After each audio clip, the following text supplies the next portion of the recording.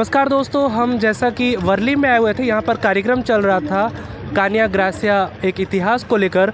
यहाँ पर 84 विधायक राजकुमार रोध जी हैं, उनसे बातचीत करेंगे। तो सर, जैसा कि ये इतिहास को जानकर इसको मनाया जा रहा है, इसको लेकर क्या कहना चाहेंगे? ये एक शानदार पहल थी ग्रासिया समुदाय के कान्या जी ग्रासिया, जिन्होंने अंग्रेजी शासन व्यवस्था, मुग़ल शासन व्यवस्था में जब ये यहाँ के जो रजवाड़े थे उनको शरण देने का काम किया था और उनके पुत्र की तरफ से मतलब अंग्रेज़ों से उन्होंने लड़ाई लड़ी थी और अंग्रेज़ों को मतलब कहते हैं कि इन एरिया से खदेड़ने का काम किया था। ये आयोजन कमेटी को आपके चैनल के माध्यम से धन्यवाद देना चाहूँगा। ये आदिवासी परिवार की विचारधारा के माध्यम से उन्होंने ये शानदार कार्यक्रम कराया और ऐसे कार्यक्रम होते जाएंगे। आने वाले समय में भी मुझे यहाँ पर आमंत्रित किया। इस इलाके में हमने देखा आदिवासी समुदाय को एक कांग्रेस और बीजेपी के नेताओं ने वोट बैंक के रूप में यूज किया गया है और इनको मानसिक रूप से इतना कमज़ोर कर दिया गया है हद से ज़्यादा। लेकिन अब ये समाज जिन लोगों ने मानसिक रूप से जितना कमज़ोर कर दिया है वो ऐसा नहीं रहेगा। और अब इस समाज में जागृति आई हुई है। यहाँ पर भील समाज, मीणा समाज और ग्रासिया समुदाय तीनों मिलके, क्योंकि आपस में लड़ाने का काम किया आज तक यहाँ के लीडरों ने, क्योंकि लड़के रहे ताकि वो राजनीति कर पाए।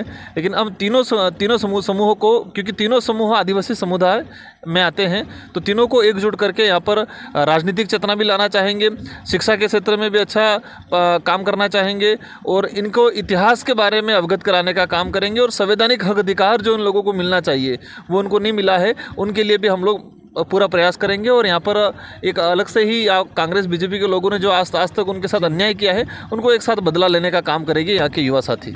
लेकिन देखा यह गया है कि आदिवासियों का बहुत सारा इतिहास ऐसे दबा हुआ है, जबकि अब जो शिक्षित युवा जागरूक होकर, जानकर इतिहास निकालने की कोशिश की जा रही है। अगर हर क्षेत्र में ऐसा ही कार्यक्रम भी हो, ऐसा इतिहास निकाला जाए, तो उसके लिए क्या करना चाहिए शिक्षित युवाओं को और साथ साथ में जो समाज सेवी लोग हैं उन लोगों को?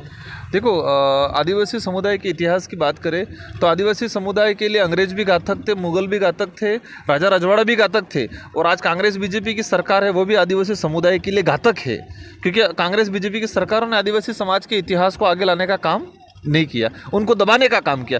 आज पढ़ा लिखा युवा वर्ग इसके इतिहास को आगे लाने का काम कर रहा है, तो उनको भी, इन युवाओं को भी डराया जा रहा है, धमकाया जा रहा है और उनको मतलब खतरनाक धमकियां दी जा रही है कि तुम्हारे घर उजाड़ देंगे, तुमको जेल भेज देंगे, इस तरह से धमकियां दी जा रही है। तो जिस तरह अंग्रेजी शासन व्यवस्था में दमन हुआ, इसी तरह आज कांग्रेस की सरकार हो या बीजेपी की सरकार हो, यहाँ पर भी आदिवासी समुदाय पर दमन का काम हो रहा है। और इस इलाके के अंदर हमने सिरोही, जालौर, बाड़मेर इस इलाके में देखा तो यहाँ पर भी छुआछूत भेदभाव आज भी है। तो यहाँ का युवा समझ चुका है, जागरूक हो चुका है।